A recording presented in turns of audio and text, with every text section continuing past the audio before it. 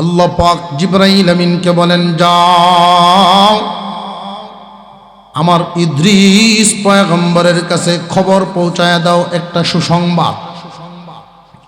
কি সুসংবাদ? ও জিবরাইল, আমার পয়গম্বর ইদ্রিসকে জানায়া দাও এই মুহূর্ত থেকে যত নেক কাজ করবে আমি ডাবল বদলা দিব। অর্থাৎ ইদ্রিস পয়গম্বরে যদি রোজা রাখে একটা, আমি আল্লাহ সওয়াব দেব দুইটার। দান যদি করে 100 টাকা, আমি তারে সওয়াব দিব 200 টাকা। নামাজ পড়ব 1 ওয়াক্ত, সওয়াব পাইব 2 ওয়াক্তের, সব ডাবল। কোনো ব্যক্তি যদি কোনো চাকরি করে, সরকারি চাকরি যদি করে, যে 1 ঘন্টা ডিউটি করলে বেতন পাইতো 1000, 2 ঘন্টায় 2000। হঠাৎ যদি কোনো ফ্যাক্টরির মালিকে ঘোষণা দেন এখন আর 1000 1 ঘন্টায় না, ডাবল বাড়ায়া দিলাম, ঘন্টায় 2000। কর্মচারীদের অন্তরে চাকরিতে সময় দেওয়ার লোভ আরো বাড়বনি না বাড়ত না? আগে যদি দিত 10 ঘন্টায় 10,000 কামাইতো, এখন মনে মনে কইব যে সুযোগ যেহেতু পাইছি দিনে রাইতে কামাই। যারা দুনিয়া কামানোর লোভ অন্তরে রাখে ওরা দুনিয়ার জন্য এইভাবে পাগল হবে, এটাই স্বাভাবিক। আর যারা আখিরাত বিশ্বাস করে, আখিরাতের ধনী হইতে চায়, তারাও সুযোগ খুঁজে কেমনে কি করলে আখিরাতে বেশি নেকি হওয়া যায়। আল্লাহর নবী ঘোষণা করেছেন, দোয়া শিখায়া দিয়েছেন, কেউ যদি আমার উম্মত বাজারে গিয়া একবার এই দোয়াটা পড়েন তারে 20 লক্ষ নেকি দেওয়া হয়। অনেক সাহাবী এমন ছিলেন, বিবি 3-4টা পদ ব্যাগ দিয়া 3-4 পদ বাজারের কথা বইলা দিছেন, নেন বাজার করে। নবীজির সাহাবী বাজারে গিয়ে এই দোয়া পড়ছেন, একবার 1 পদ লইয়াই বাড়িতে যে আর কই, একটু সবর করো, আমি আরো 20 লাখ সব কামাই। 1 পদ আনতে যাইতেন, 20 লাখ করে সব কামাইতেন। তাদের ইচ্ছাই হইল কেমনে পরকালে ধনী হওয়া যায়। ইদ্রিস আলাইহিস সালামের অন্তরে আখিরাতের মুহাব্বত, আখিরাতের বিশ্বাস কম না বেশি? যেই মাত্র এই সুযোগটা পাইলেন, এটা হইল ওনার জন্য অফার। উনি শুই নাই, বলেন, ভাই জিবরাইল, আমার পক্ষ থেকে আল্লাহর কাছে দরখাস্ত করে আমার হায়াত নিয়ে একটু বাড়ানো যায় দেখেন। তো সবারই একটা জায়গায় পৌঁছতে হবে, শেষ ঠিকানা আছে, একটা শেষ গন্তব্য, হয়তো জান্নাত, বিপরীতে আরেকটা বানায় রাখছেন আল্লাহ, সাজাখানা জাহান্নাম। দুনিয়াতে আল্লাহ পাক পাঠাইছেন, সমস্ত মখলুকাতকে খাদেম বানাইছেন। আমি আপনাকে দুনিয়াতে পাঠানোর আগেই এই দুনিয়াটাকে সাজাইছেন বসবাসের উপযোগী করে। মানব জাতি দুনিয়াতে এসে যেন কষ্টের সম্মুখীন না হয়, সূর্যের আলো পাইতে তার দেরি না হয়। মানব জাতি পাঠাইছেন পরে, সূর্য সেট করছেন আগে। সমস্ত মাখলুকাতের খেদমত করলো, মাওলায় খেদমত করাইলেন। আল্লাহর হুকুম পালন করার পরীক্ষা হিসেবে দুনিয়াতে পাঠিয়েছে, যে দেখি সমস্ত রূহগুলোকে জিগাইলেন, আমি কি তোমাদের রব নই? আমরা বলেছিলাম, হ্যাঁ আপনি আমাদের রব। পরীক্ষা করতে চাই দুনিয়া নামক জায়গায় পাঠায়া, আমার সামনেই মানো না না দেখেও মানো। অন্যান্য মাখলুকের কোনো ভয় নাই, চিন্তা নাই, সামনে কোনো বিপদ নাই। আশরাফুল মাখলুকাত মানব জাতি, সমস্ত সৃষ্টিকুল যার খেদমত করে মানব জাতির খাদেম। এই আশরাফুল মাখলুকাত মানব জাতি যারা বেঈমান আর ইমানদার, প্রথমেই একটা পার্থক্য, বেঈমানের কোনো দাম নাই, ইমানদারের দাম আছে। সমস্ত মাখলুকাত আল্লাহর হুকুম পালনের জন্যই শুধু বেঈমানদের খেদমত করে যায়, নইলে কোনো মাখলুক বেঈমানের খেদমত করত না। প্রশ্ন জাগে, বেঈমানরা আল্লাহকে নামাই নাও খেদমত পায়, আমরা ইমানদাররাও খেদমতেই পাইলাম, উভয় তো সমান, বেশ কম রইল কই? হুজুর আকরাম সাল্লাল্লাহু আলাইহি ওয়াসাল্লাম বলেন, শুনো, ইমানদার বেঈমান যারা আল্লাহর নিয়ামত, আল্লাহর সৃষ্টি জগতের নিয়ামত, সুযোগ সুবিধা খেদমত পায়, কিন্তু বেইজ্জতের পাওয়া পায়, ইজ্জতের না। আর ইমানদার মুমিন যে মাখলুকের খেদমত পায়, ইজ্জতের খেদমত। কেন জাননি? বেঈমান যখন জমিনের উপরে বিচরণ করে, প্রত্যেকটা প্রাণী তারে লানত দেয়, আশরাফুল মাখলুকাত হইলি কিন্তু মালিক চিনলে না। বেঈমানদের জন্য করে লানত, আর এই মাখলুকাত জাতির খেদমত করে আর ইমানদারের জন্য দোয়া করে। নবীজি এক হাদিসের মধ্যে বলেন, ইমানদারের মর্যাদা আল্লাহ এতটা বাড়াইছেন, এই জমিনের উপরে যখন একজন ইমানদার বিচরণ করেন, আলেম হওয়া জরুরি না, শিক্ষিত লাগবে জরুরি না, উঁচা নিচা বংশ কোনো দেখবে না, কালো সুন্দর দেখবে না, ইমানদার কিনা। একজন ইমানদার যখন জমিনে বিচরণ করে, গর্তের পিঁপড়াও তার জন্য দোয়া করে। রে ভাই, বেঈমানের জন্য বদদোয়া, ইমানদারের জন্য সমস্ত মাখলুকাত কেন দোয়া করে? রে ইমানদার, তুমি হয়তো তোমার দাম বুঝো না, মাখলুকে বুঝে, এই জন্য দোয়া করে। আমরা আমাদের দাম বুঝি না। আমাদের এই বাংলাদেশে জাতীয় পাখির নাম কি? দুয়েল পাখি। এই দুয়েলে কি জানেনি যে জাতীয় পাখি? যদি জানতো, যদি তার দাম সে বুঝতো, তাহলে আপনার আমার বাড়ির সিফাত, টিউবওয়েলের ভাড়া, ফসা ময়লা খাইতে দিল। যে বাংলাদেশের জাতীয় পাখি, এটাই যদি সে বুঝতো, সংসদে জিত লইল। এই মুমিনের কত দাম, মুমিন যদি বুঝতো, তাহলে কম দামা কাজ মুমিনে করল না। আর একটু জোরে কর। মুমিনের দামটা মাখলুকে বুঝে, যে এই মুমিনরা একজনও জিন্দা থাকবে যতদিন, কিয়ামত হবে না ততদিন। আপনারা এভাবে জামলি মারছেন কেন? দুই তিনজনে সুবহানাল্লাহ আলহামদুলিল্লাহ, বাকিরা যে মুখ জামলি স্টুট যে মিলাইছে আর খুলে না। সুবহানাল্লাহ আলহামদুলিল্লাহ কইলে লস না লাভ? আরো জোরে এখন, লাভের কাম কেউ এত কম করে? একবার সুবহানাল্লাহ বললে আসমান আর জমিনের মাঝামাঝি ফাঁকা জায়গা নেকি দিয়া আল্লাহ ভরে দেন।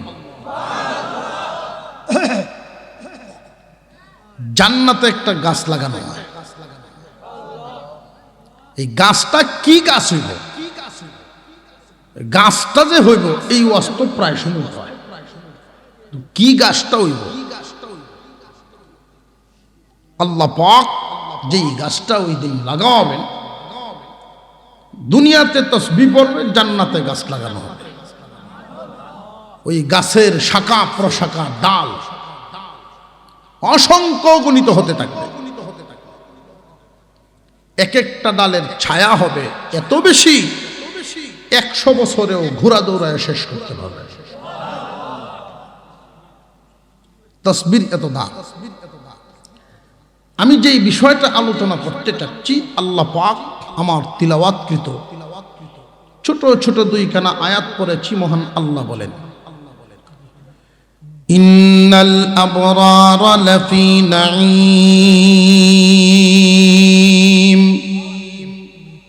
ওয়া ইন্নাল ফুজ্জারা লাফি জাহিম।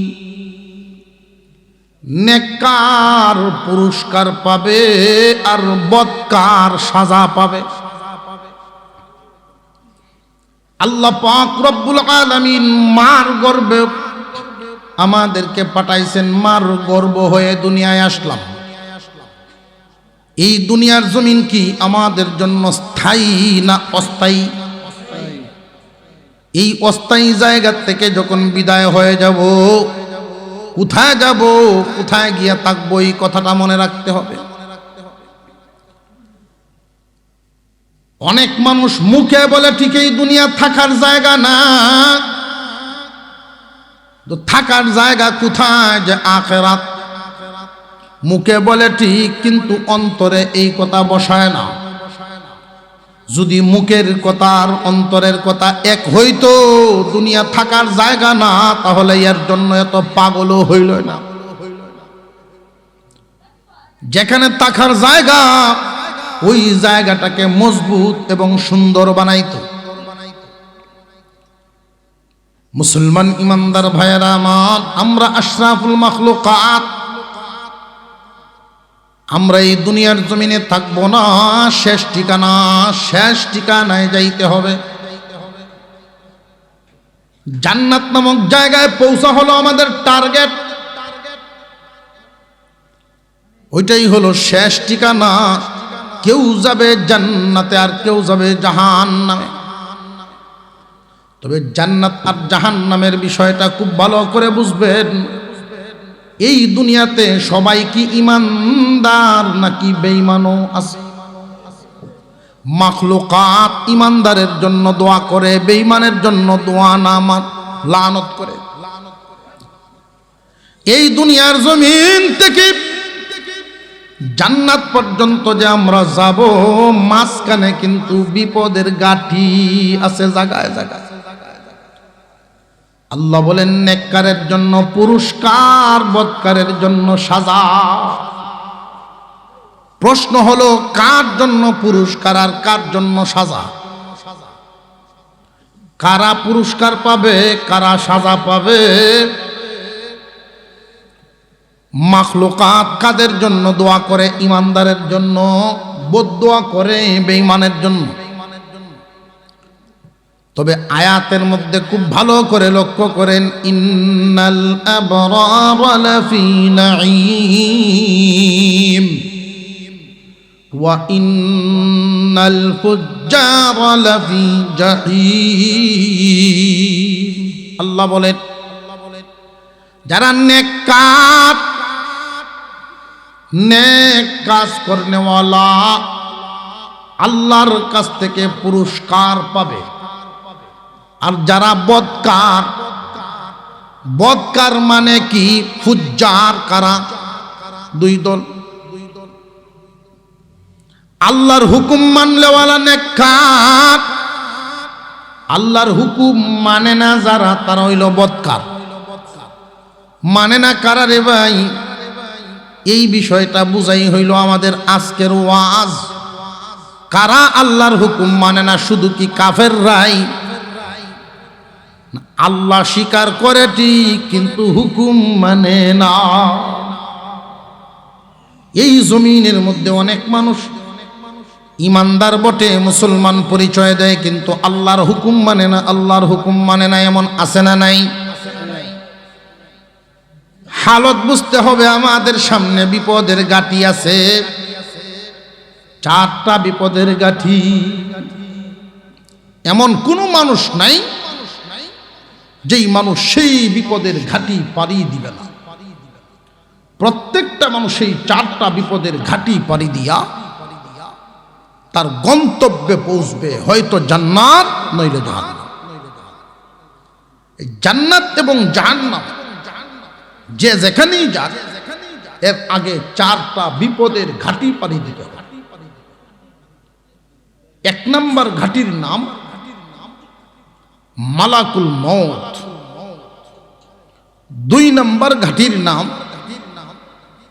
হাসরের ময়দান, কবরের জগৎ। 2 নম্বর কবরের জগৎ, 3 নম্বরে হাসরের মাঠ, 4 নম্বরে ফুলসিরাত। সিরিয়ালটা আবার ক্লিয়ার করে, আমাদের সামনের যে বিপদ,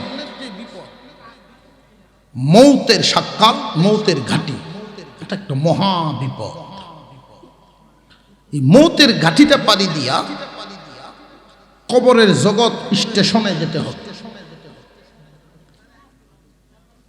নেককারের জন্য মৌতের ঘাটি সহজ, বদকারের জন্য আযাব কঠিন।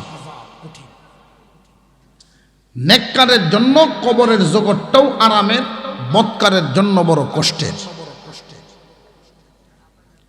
নেককারের জন্য হাসরের মাঠে আরামের ব্যবস্থা, বদকারের জন্য কষ্টের ব্যবস্থা। নেককারের জন্য ফুলসিরাত বিজলির আকারে পার হবে, বদকার কেটে জাহান্নামে পড়বে। এই যে 4টা বিপদের ঘাটির কথা বললাম, এখানে কিন্তু ইমানদার আর মুমিন মুসলমান শুধু পার্থক্য না, মরণ শুধু মুমিনের হইব না বেঈমানেরও? কবর জগতে শুধু ইমানদাররা যাইব নাকি কাফেরও? হাসরের ময়দানে যারা নবী রসুল আল্লাহ রসুল মানছেন তারা দাঁড়াইবেন, যারা মানছেন না তারা দাঁড়াইত না।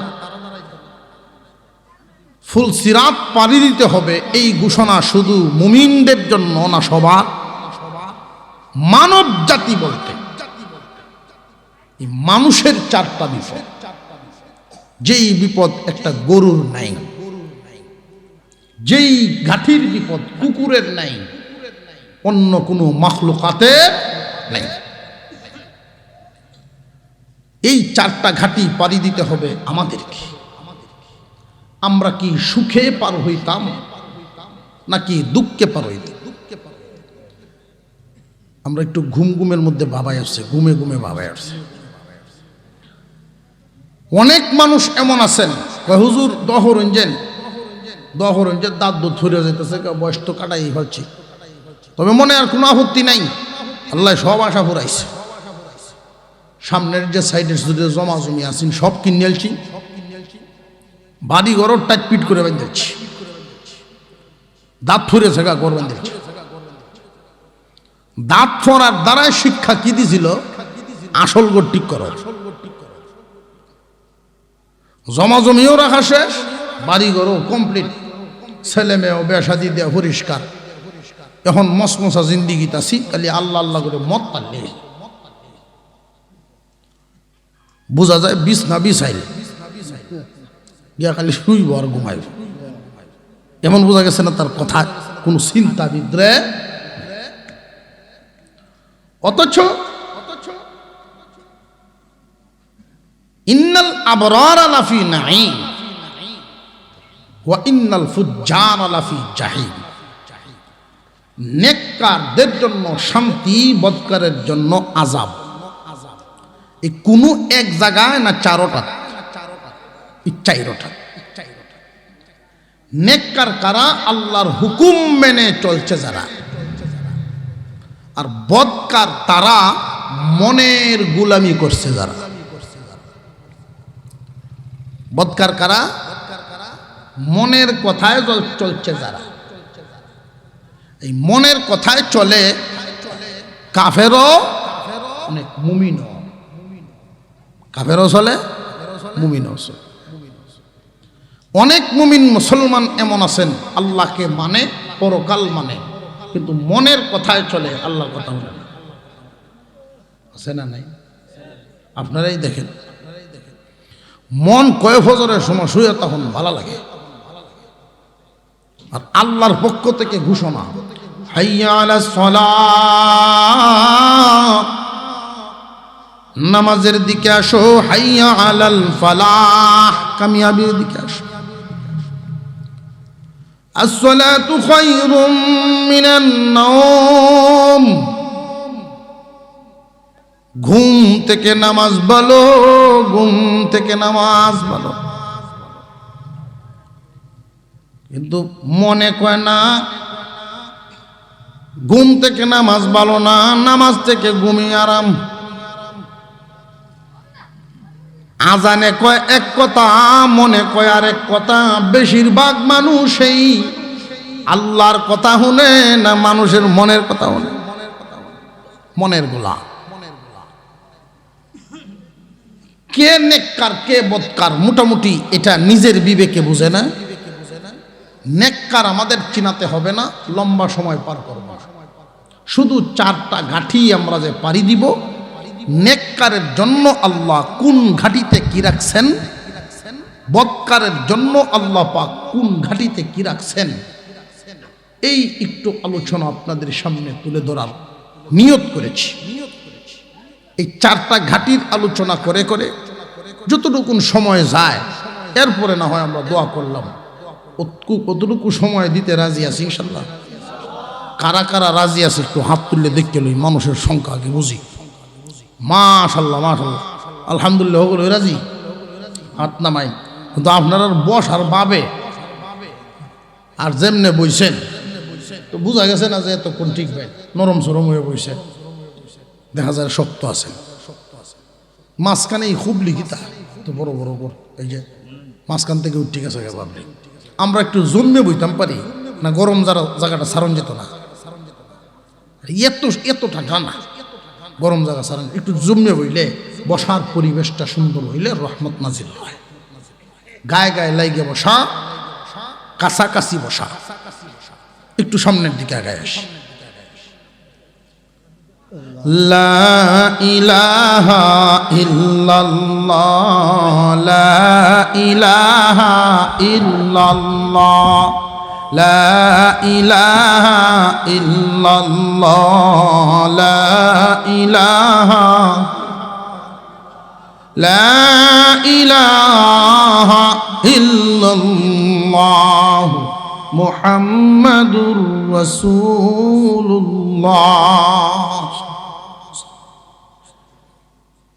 মালাকুল মউত, মৌতের ঘাটি। এই মৌতের ঘাটিতে কারোর মরণ হবে বড় কষ্টের, আর কারোর মরণ হবে বড় আরামের। আল্লাহ পাক রব্বুল আলামিন মৌতের ফেরেশতা জান কবজের জিম্মাদারি দায়িত্ব দিয়েছেন আজরাইল আলাইহিস সালামকে। আজরাইল নিজেও জানে না কার জান কখন কবজ করতে হবে। হাজ্জা লাগছে না? বুঝাইতেছে একজন আরেকজনে, বুঝাইতেছে। বুঝানির ধরন যদি এমন হয়, হাজ্জা কেমন হয়?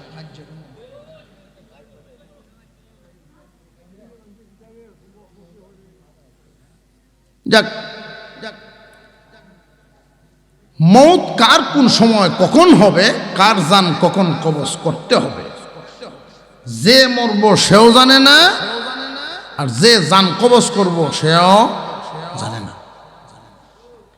জানেন একমাত্র কে? আল্লাহ। 3টে বিষয় আল্লাহর পক্ষ থেকে নোটিশ জানাইয়া দেওয়া হয়। 3টে জিনিস উল্লেখ করে, কে মরবে, কখন মরবে, কোথায় মরবে, জায়গাও উল্লেখ, যে এই জায়গার মধ্যে তার শেষ নিঃশ্বাস ত্যাগ হবে। এই যে শেষ নিঃশ্বাসটা যে ত্যাগ করবে অমুক জায়গা, মা এবং বাবা 2 জনের মিলনের মাধ্যমে আর একজনের জন্ম হয়। যেই পানি বা যেই বস্তুর মাধ্যমে আমি আপনার জন্ম, এইখানে আল্লাহর পক্ষ থেকে খাদেম ফেরেশতা, মানব জাতিকে আল্লাহ বানিয়েছেন মাটি থেকে। আমাদের আদি পিতা, মানুষের সর্বপ্রথম মানুষ যিনি আদম আলাইহিস সালাম, উনাকে আল্লাহ সরাসরি মাটি থেকে বানাইছেন। আর আমাদেরকে সরাসরি মাটি থেকে বানান নাই, একটু ঘুরাইয়া। আমরা ফল ফ্রুট খাই, জমিন থেকে যা উৎপন্ন হয় তা খাই, রক্ত মাংস তৈরি হয়। সেই রক্ত থেকে এক ধরনের পানি আসে, সেখান থেকে মানব সৃষ্টি ঘুরিয়াইল। জমিন থেকে ফল, মাছ, ভাত, ওইগুলোর থেকে রক্ত মাংস, সেখান থেকে এক ধরনের পানি, সেইখান থেকে মানব সৃষ্টি ঘুরিয়ে হইল। মূলত মাটির তৈরি। আরেক বর্ণনায় আসছে দুইজনের মিলনের মাধ্যমে যেই পানি থেকে মানুষ বানানো হয়, ওইখানে ওই জায়গার একটু মাটি মিশায় দেওয়া হয়, যেই জায়গায় যার মরণ হয়। যেখানে যে মরবে তার জন্মের সময় সেখান থেকে সামান্য মাটি কণা মিশায় দেওয়া আছে। তার শেষ নিঃশ্বাস সেখানেই ত্যাগ হবে।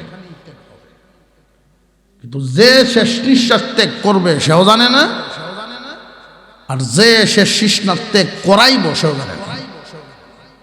মূল বিষয়ে জানেন একমাত্র কে? আল্লাহ। যদি কারণ মরণ তাকে বিদেশ লেখা, আর উনি এমন এক রাজপুত্র, জীবনেও বিদেশ যাওয়ার প্রয়োজনই নাই, আল্লাহ তারে সেখানে নেওয়ার ব্যবস্থা করে দিবেন যেন আজরাইলে জান কবজ করতে পারে। আর নইলে তো দায়িত্ব লইয়া ফেরেশতা বিহুদ হবে। জাগা, সময়, ব্যক্তি, এই তিনটা একসাথে মিলবে, জান কবজ হবে। যে হুজুর এই তিনটে একসাথে মিলবে বলতে, কারণ মরণ যদি লেখা থাকে মসজিদে, যে এই 1 ফুট জায়গা, 2 ফুট জায়গা, এই জায়গাটা আইলে মরব, তো অনেক মানুষের যদি দেখা যায় মরণ অমুক কানো লেখা, সুনামগঞ্জ ব্রিজের ময় মুরব্বীরা তারে পরামর্শ দেয়, বাবা বলেও কিন্তু ব্রিজের এমনি ফিরিস্তা লাল শালুওয়ালা ভিড়ে কয়ে গেছে, হেন গেলে তুই মরবি। এখানে গেলেই মরবো না মরার সময় অন লাগবো? বুঝলাম জায়গা কইল, জায়গা হইলে তো মরণ নিত, সময়টা তো অন লাগবে। জায়গা, সময়, ব্যক্তি, তিনটা এক হয়ে গেলে তার জান কবজ হয়ে যায়। তো এই জান যে কবজ হইব দুই ধরনের, নেককারের জান কবজ হবে একভাবে, বদকারের হয় আরেকভাবে। ইদ্রিস আলাইহিস সালাম আল্লাহ পাকের একজন নবী, নবীর গণের মর্যাদা কম না বেশি? আল্লাহু আকবার বলেন, আল্লাহু আকবার বলেন। নবীগণ আল্লাহর নির্বাচিত ব্যক্তি। আল্লাহ পাক জিবরাইল আমিনকে বলেন, যাও আমার ইদ্রিস পয়গম্বরের কাছে খবর পৌঁছায় দাও একটা সুসংবাদ। কি সুসংবাদ? ও জিবরাইল, আমার পয়গম্বর ইদ্রিসকে জানায়া দাও, এই মুহূর্ত থেকে যত নেক কাজ করবে আমি ডাবল বদলা দিব।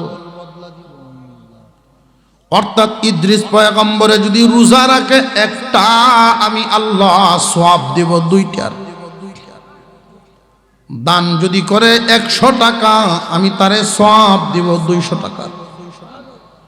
নামাজ পড়ব 1 ওয়াক্ত, সওয়াব পাইব 2 ওয়াক্তের, সব ডাবল।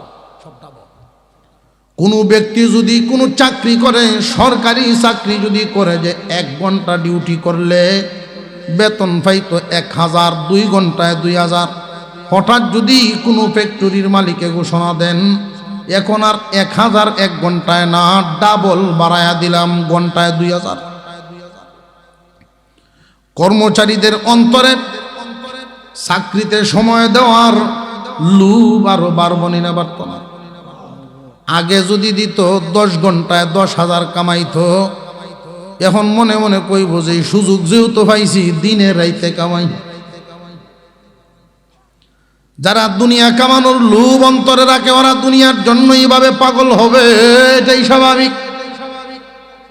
আর যারা আখিরাত বিশ্বাস করে আখিরাতের ধনী হইতে চায় তারাও সুযোগ খুঁজে কেমনে কি করলে আখিরাতে বেশি নেকি হওয়া যায়। আল্লাহর নবী ঘোষণা করেছেন, দোয়া শিখায় দিয়েছেন, কেউ যদি আমার উম্মত বাজারে গিয়া একবারই দোয়াটা পড়েন তারে 20 লক্ষ নেকি দেওয়া হয়।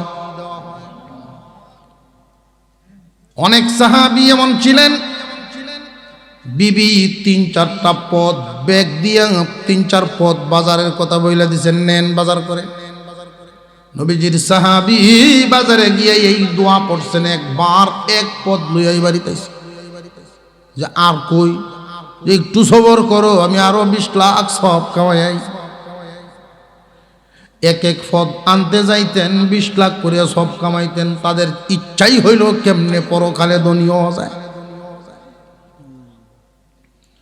ইদ্রিস আলাইহিস সালামের অন্তরে আখিরাতের মোহাব্বত, আখিরাতের বিশ্বাস কম না বেশি? যেই মাত্র এই সুযোগটা পাইলেন, এটা হইল ওনার জন্য অফার। উনি শুই নাই বলেন, ভাই জিবরাইল, আমার পক্ষ থেকে আল্লাহর কাছে দরখাস্ত করে আমার হায়াত নিয়ে একটু বাড়ানো যায়। দেখেন যেই অফার পাইছি, যে সুযোগটা পাইছি, আমার হায়াতকে একটু বাড়ানোর কোনো ব্যবস্থা করা যায় কিনা একটু দেখবেন নি। জিবরাইল আমিন বলেন, এই দায়িত্ব তো আমার কাছে না, জান কবজের দায়িত্ব জিবরাইলের না অন্যজন। নাম কি? আরজাইল না আজরাইল। ভুল নাম কইলে কিন্তু বেদালা থাকবো, বাদান দেওয়া হইলে কি তা করে আল্লাহ জানে। নাম ভুল কোন যেত না, আজরাইল, আজরাহিল না আজরাইল। আর মুসলমান ভাই কলিমা তৈবাটা সহি করে বলতে পারে না, আলহামদুলিল্লাহ সূরাটা সহি করে বলতে। 1 ডজন গান মুখস্থ করে লাই, 1 ডজন গান মুখস্থ, যেগুলো মুখস্থর দরকার এগুলো করে।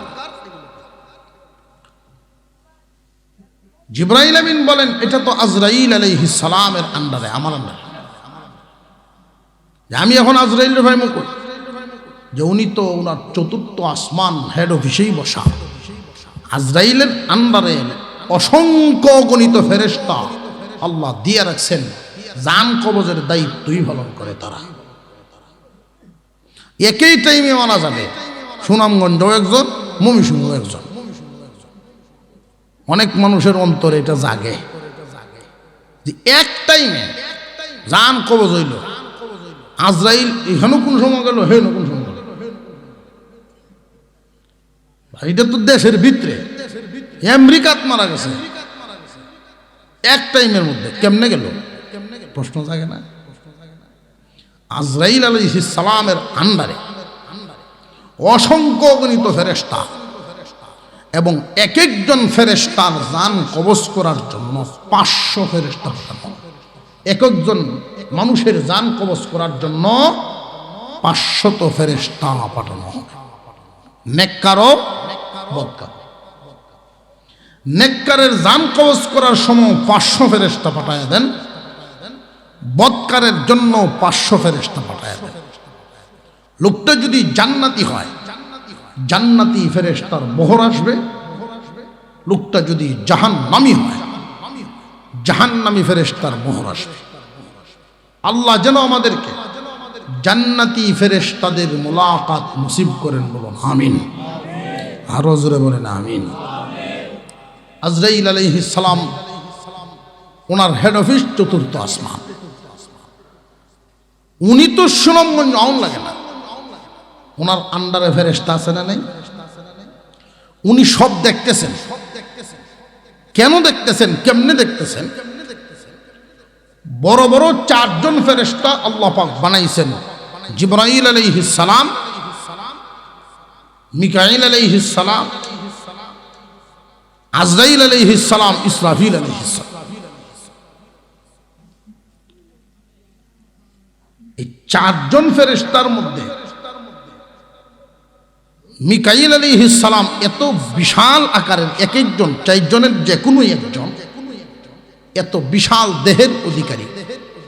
তাম দুনিয়ার পানি যদি একজনের মাথায় ঢেলে দেওয়া হয়, এক ফুটা পানি নিচে পড়তো না, মাথা তো আটকে যাবে।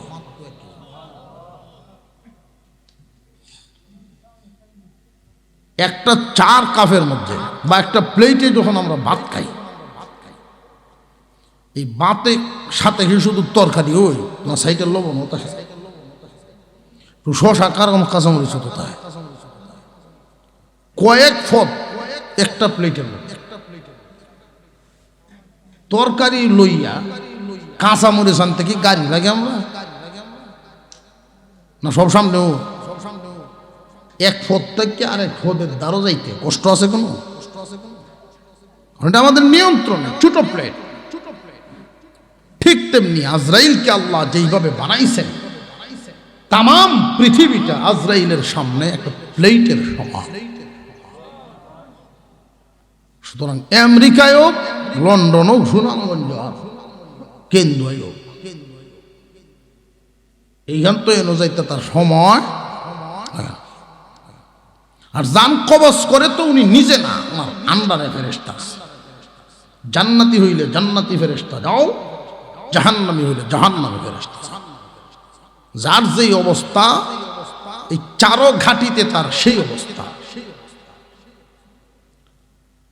ইদ্রিস আলাইহিস সালাম দরখাস্ত দিলেন, আমারে লয়ে যান, চতুর্থ আসমানে তুললে দিন, কোন রকম হায়াত বাড়াইয়াই, হ্যাঁ এইটা বাড়া, পাকার মধ্যে বসায়া লয়ে গেছেন। অফিসে আইছেন, ভালো কথা, অফিসের সামনে বসেন, আমি ভিতরের হালত দেখি। আজরাইলের কাছে গিয়ে হালত যখন আলাপ আলোচনা হইল, সংক্ষিপ্ত আকারে বলি। আজরাইল আলাইহিস সালাম বলেন, ও ভাই জিবরাইল, কার মরণ কখন কোন সময় হবে আমি তো জানি না। উনি নোটিশটা শুধু দেখলেন, প্রত্যেক দিন সকালে হুকুম আসে আল্লাহর পক্ষ থেকে, অমুক মারা যাবে, অমুক জায়গায় মারা যাবে, ওই মিনিট ওই সেকেন্ডে মারা যাবে। উনি দেখলেন নোটিশ, জিজ্ঞাসা করেন, ভাই এই মুহূর্তে আল্লাহর পয়গম্বর ইদ্রিস কোথায় আছেন? আমি তো আপনার অফিসের সামনেই বসায় পেয়েছি। কয় আলহামদুলিল্লাহ, আলহামদুলিল্লাহ। যে আল্লাহর শুকরিয়া কেন করতেছেন? আমি চিন্তায় পড়ে গেছিলাম,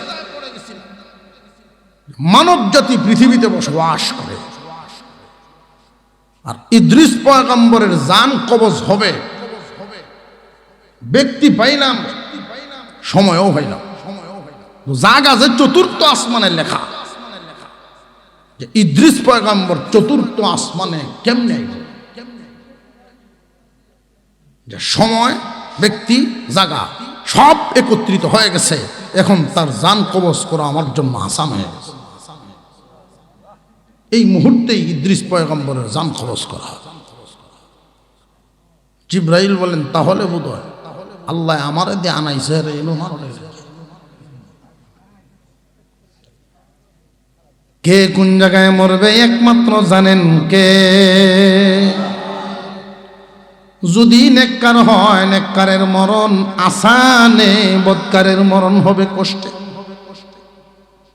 মরতে হবে, ইমানদারও মরবে, কাফেরও মরবে, যে আল্লাহর কথায় চলে সেও মরবে, যে মনের কথায় চলে সেও মরবে। কিন্তু নেককারের মরণটা হবে এমন,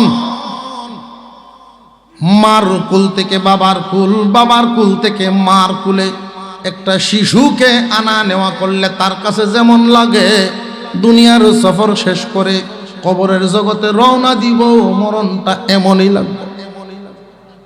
আরো জোরে কোন সুবহানাল্লাহ। 500 ফেরেশতা যে জিবরাইল আজরাইল আলাইহিস সালাম পাঠাবেন, এই 500 ফেরেশতার কাজই হইল চাপ দিয়া জান বের করা। ফেরেশতার কাজ চাপ দিয়া জান বের করবে। চাপটা দেওয়া হবে ঠিকই, নেককারে বুঝবে না, বদকারে বুঝবো। নেককারে বুঝতো না কেন? আল্লাহর পক্ষ থেকে এমন একটা ব্যবস্থা করা হবে, যেই ব্যবস্থায় বান্দা টের পাবে না কখন জান বের হয়। উদাহরণ দিলে সহজে, আরো সহজে বুঝবে। এই যে 4টা বিপদের ঘাঁটি, এই কথাটা তো বুঝতে পারছেন। আল্লাহ মানুক আর না মানুক, মরণ তার লাগবে। আল্লাহ মানুক আর না মানুক, কবরের জগতে ঢুকতে তার হইবই। আল্লাহ মানুক আর না মানুক, হাসরের মাঠে তার দ্বার হইতেই হইব। আল্লাহ মানে আর না মানে, ফুল সিরাত পারি দিতেই হইব। এবার জান্নাতে যাও আর জাহান্নামে যাও, অর্থাৎ শেষ ঠিকানায় যদি যেতে হয় 4টা গাঠি পারি দিতে হয়। এই 4 গাঠির জন্য 4 জায়গায় ব্যবস্থাপনাও 2 জাত, হয়তো সুখে নইলে দুঃখে। প্রশ্ন হলো যে বেশকমটা কেমনে হইব? সহজ উদাহরণ যেটা বুঝাইলে আপনারা সহজে বুঝবেন। কারোর যদি হাত পাও কাটে, হাত পাও কাটিলে আমরা কি সেলাই করার জন্য নেইনি না নেই না হাসপাতাল? কেউ আছে দেখবেন নিজের কাটা নিজে বাইন্দে আটটে আটটে হলো হয়ে গেছে। আমরা এদেরকে সাহসী মনে করি। আর এমনও আছে রক্ত অজ্ঞান হয়ে গেছি, রক্ত দেখে অজ্ঞান হয়ে যায়, এমনও তো আছে। ইঞ্জেকশন করতেছে হেমদি চাই রয়েছে। এমন একজন লোকরে হাত কাটছে, তার 2-3 দৌড়িয়া আর ডরায় কাঁপতেছে, হয়ে গেছে ইমার্জেন্সি। ডাক্তার বলেন সেলাই লাগবো 6টা, তাড়াতাড়ি করেন। ডাক্তার সাহেব বলছেন ইঞ্জেকশন নিয়ে আসেন 2টা, আর আমি জুগাল করি। ডাক্তারের যে বাটি, সরকারি বাটি যেটা, ওইটার মধ্যে কেঞ্চি যুগল যন্ত্র তাহে না, শিক করতেছে সাদা, সুই টুই বেহাছে আছে, সুই সুতা লইয়া যখন ডাক্তার আইয়ে রুগী দেখছে, ছায়া দেখে শিক্ষা লিখেছে না গো আমার বাইক না তাড়াতাড়ি সেলাই করতো না। কেন? সুই ধরাইতেছে, এই সুই এদিক দিয়ে ডুহাইব, এরকম বেঁকে রয়েছে সেলাই করে। সুই দেখছেন না, সুজা না বেহা, চিল্লাইতেছে ডরায়। ডাক্তার কয় অসুবিধা নাই, আমি এমন ব্যবস্থা করতেছি তুমি তাকায়া দেখবা, ব্যথা খাইতে না। ওইটা কি সম্ভব? কিভাবে সম্ভব? তুমি দেখবা, তুমি শুধু ইঞ্জেকশনটা একটু সহ্য করে নাও। 2-3 জায়গার মধ্যে ইঞ্জেকশনের মেডিসিন মিশায়া এখন যে সেলাই করলো 6টা, রুগী ছায়া দেখে, ব্যথা তো আর হয় না। কেন? সুইয়ের শক্তি কি কমে গেছে? সুইয়ের শক্তি ঠিকই আছে, ইঞ্জেকশনের মাধ্যমে তারা সেভ করা হয়েছে। আজরাইলকে আল্লাহ যেই অর্ডার দিয়েছেন, তার যেই হুকুম সে পালন করবে, জান বের করা, তার দায়িত্ব সে পালন করবে ঠিকই। তো নেককারে টেরও হইতো না, আর বদকারে টের হইত। এই টের ভাওয়া না ভাওয়াটার অবস্থাটা কি? নেককারের মরণ হবে শিশু মার কুল থেকে বাবার কুল বদলাইনে যেমন লাগে এমন। আর বদকারে যে টের ভাইব, এটা কেমন? নবীজি বলেন জিন্দা প্রাণী যদি কেউ ছিলায় ফেলে, জিন্দা প্রাণীর চামড়া ঝুলাইলে যেমন কষ্ট হবে, এর চেয়ে দ্বিগুণ কষ্ট দিয়ে জন্মের। চামড়া, জিন্দা প্রাণীর চামড়া তো হুজুর ছিললে কি পরিমাণ কষ্ট দেওয়া, এটা আমরা কেমনে টের পাইতাম? যে নিজেরা যদি টের পাইতেই চান, কাজ কাম করলে দেখবেন আঙ্গুলে উবদা উড়ে, নখের গড়ির মধ্যে উবদা উল্টা উড়ে, বিসমিল্লাহ করে টান দিয়ে দেখেন কেমন লাগে। সারা শরীরের চামড়াটা ছুলাইলে অবস্থাটা কি? আল্লাহর রাসূল বলেন দ্বিগুণ, 2 বার চামড়া উঠাইলে যেমন কষ্ট হবে, এর চাইতে বেশি কষ্ট দিয়ে জান বের করা হবে বদকারের জন্য। বদকার কারা? শুধু কাফের যারা তারা না, মনের কথায় চলে যারা। নেককার বদকার শুধু আমি 2 কথাই এটা বললাম। একদল চলে আল্লাহর হুকুমে, আর একদল চলে মনের হুকুমে। মনের গুলাম যারা, এই চারো গাঠিতে বিপদে পড়বে তারা। যে কাফের যে দোষা, আমার ওই দোষা, হ্যাঁ কাফের আল্লাহকে মানে না, নামাজ পড়ে না, তুমি মানলেও করো না, কাজ তোমার তো একই কাজ, বরং সে মানছেই না, তুমি তো মানলা, মানলেও তুমি পালন করলা না। একজন কাফের, তার কোনো বিধান নাই, তার তুতার যেই দশা, তুমি আল্লাহকে মানো, পরকাল মানো, তোমারও তুতাটি হইল না, তার আর তুমি বেশ কম কই। হালাল হারাম সে ঠিক করে না, তুমি মুসলমান হয়েও ঠিক রাখো না, তার কর্ম তার চলার, তোমার কর্ম তোমার চলার বেশ কম রইল। আপনার অসুবিধা হইতেছে কোনো? আর 2-4 মিনিট। এইভাবে মৌতে পরেই কবরের জগৎ। একই গুরুস্থানে আপনারা অষ্টগ্রামের মানুষ, কবরস্থান আছে গ্রামে, সব মানুষ এক জায়গায় তীর্থমাটি হয়, সবাই কি নেককার বা সবাই বদকার এরকম কি? ভালো মন্দ মিলে প্রশ্ন জাগে, একই জায়গায় দুই অবস্থায় আল্লাহ কেমনে রাখবেন? জায়গায় একটা অবস্থা হইল দুইটা, নেককার বদকার। এই অষ্টগ্রাম কবরস্থানও নেককার রেও মাটি দেওয়া হইল, বদকার রেও মাটি দেওয়া, একই জায়গায় মাটি দেওয়া হয়েছে। আমরা অনেক সময় না বোঝার কারণে মনে মনে কই আর উত্তর ভাড়ার মুখ জীবনে নামাজ পড়ছে না, রান্না যেন শুয়াইছে, আমরা আব্বা যে হজ করে আইছে হেবেটার কবরটা তার রান্না মাটি দিছে, দেওয়া কারবারটা মনে মনে কই, হুড়ায় তোর কইতে পারে না। এমন আছে না নাই ভাই? এই বডিটা, মাটির দেহটা, এটাকে হেফাজত করা হয় শুধু দুর্গন্ধ যেন না ছড়ায়। আর মূলত আল্লাহর কাছে একটা জগৎ আছে। মার ফেরো থাকাকালীন সময়ে ফেরেশতায় আলাপ করতো মাঝে মাঝে, একটা দেশও যাইবা এনো থাকতা না, মুসকি মুসকি হাসতো মার ফেরো তাকিয়া, কইতো হ্যাঁ খালি আমার বুঝাইলেই, আমার তুমি বুঝাইলে আমি বুঝলাম যে এই ফেটে এই জায়গার তাকিয়া অনেক বড় জায়গার জায়গা জানতা, যে কি আর আমি আছি, এর থেকে আরো বড় জায়গা আছে জগৎ। ফেরেশতার কথা মনে তো নাই, কেউ মানত না। মার পেটে আর পৃথিবীতে দুইটাই বেশ কম কি কম না অনেক বেশি? আল্লাহ পাক কবরের জগৎ একটা বানায় রাখছেন। কেমনে রাখছেন, কোথায় রাখছেন, আল্লাহু আলাম। এই বিশ্বাস করে যারা ইমানদার তারা, বিশ্বাস নাই যাদের, ইমানও নাই তাদের।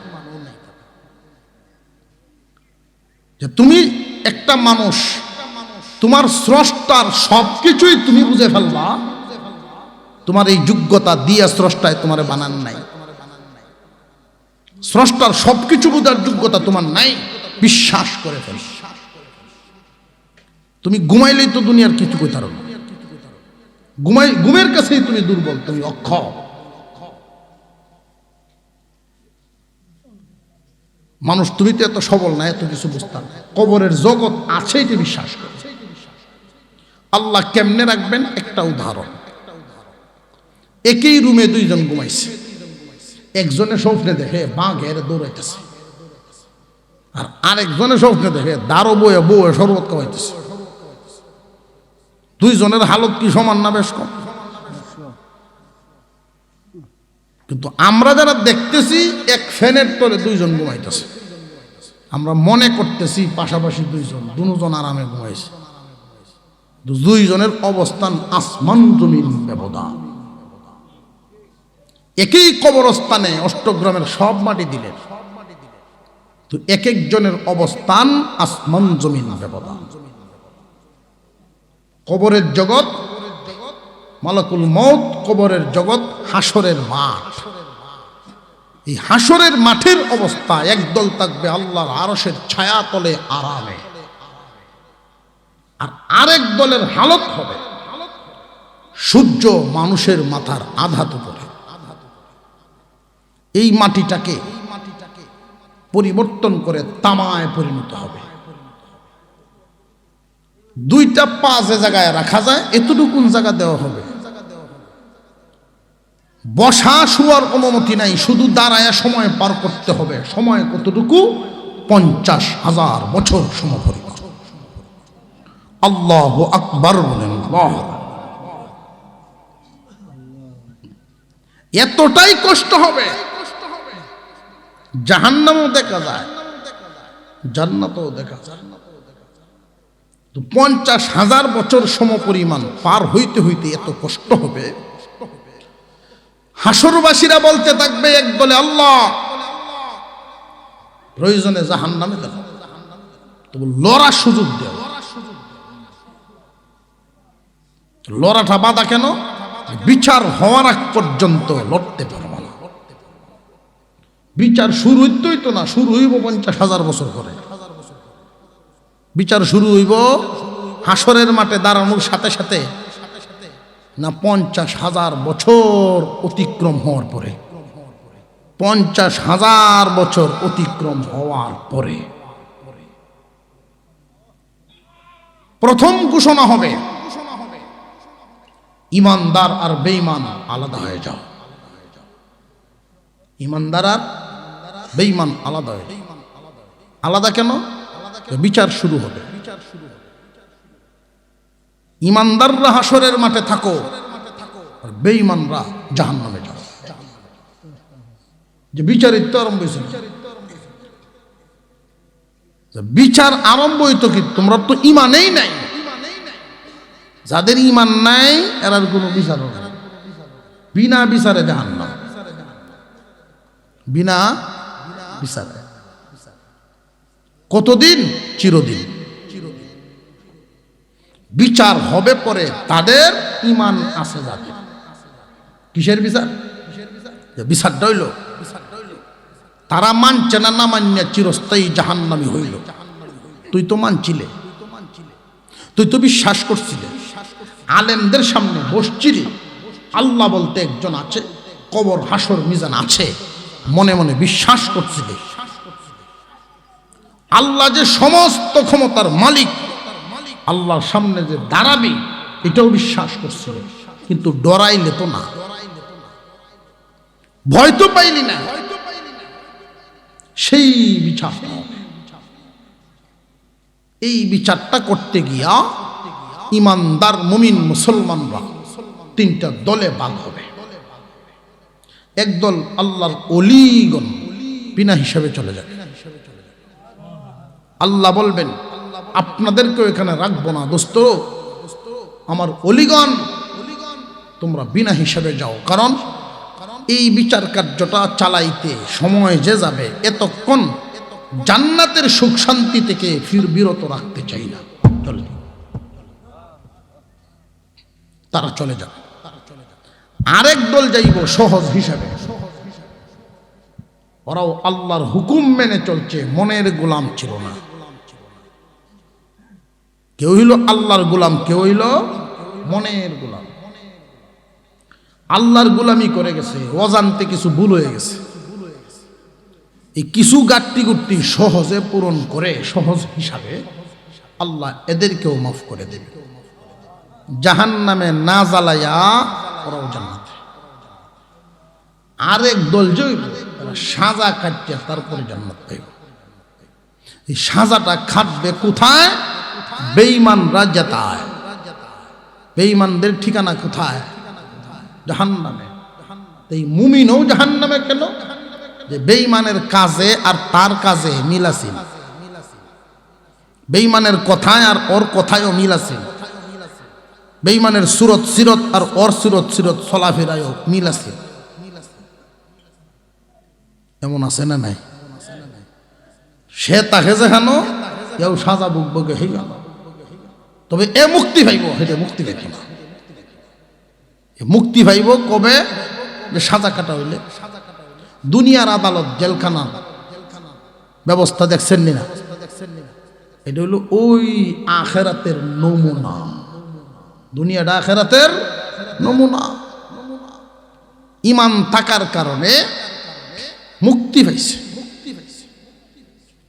দুইজন অপরাধী জেলখানায় ঢুকলো, একটা রাষ্ট্র মানে ঠিক, কিন্তু আইন ভঙ্গ করার কারণে, আইন মানে আইনের প্রতি শ্রদ্ধা আছে, ভঙ্গ করার কারণে 1 বছর 2 বছর 3 বছরের সাজা হয়েছে। আর পাশের সাথে যেটাকে ঢুকছে এটা রাষ্ট্রই মানে না, রাষ্ট্রদ্রোহ। রাষ্ট্রদ্রোহ কোনো সময় জেলের বাইরে আইতো না, চিরদিনের ভিতরে থাকবো। আর এটা অন্যায় করছে ঠিক, রাষ্ট্র তো মানে আল্লাহর বিধান মানে, আল্লাহ মানেন। এই কারণেই মহান আল্লাহ এদেরকে মুক্তি দিবেন। তবে কখন? সাজা শেষ হইব যখন। সাজা কি পরিমাণ? অপরাধ যে পরিমাণ।